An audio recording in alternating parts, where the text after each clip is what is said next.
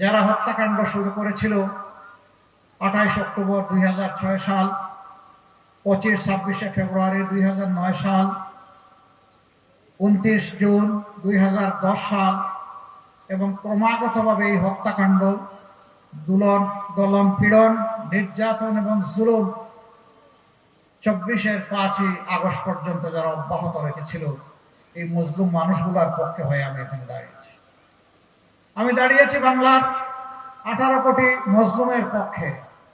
বলবেন কই, 18 কোটিকে তো খুন করে নাই, 18 কোটি মানুষকে জেলে নেয় নাই, মামলা দেয় নাই, 18 কোটি মানুষকে গুম করে নাই, তাহলে 18 কোটি মুসলিম হলো কিভাবে? অবশ্যই মুসলিম। এরা 15.5 বছর সিন্ডিকেট করে, চাঁদাবাজি করে জনগণের জীবনকে এরা অতিষ্ঠ করে তুলেছিল।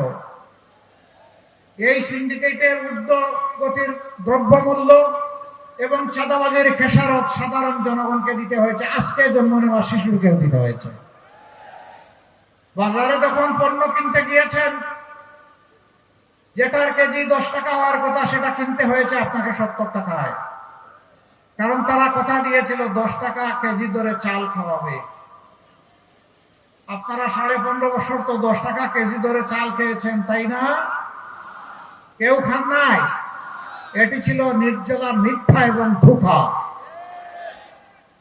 গরিব অসহায় মানুষের ভোটকে পুঁজি করার জন্য ধোঁকা দেওয়া হয়েছিল। এরকম ধোঁকাবাজরা যুগে যুগে নতুন নতুন পোশাক গায়ে দিয়ে, চাদর গায়ে দিয়ে সামনে আসবে, এটাই স্বাভাবিক।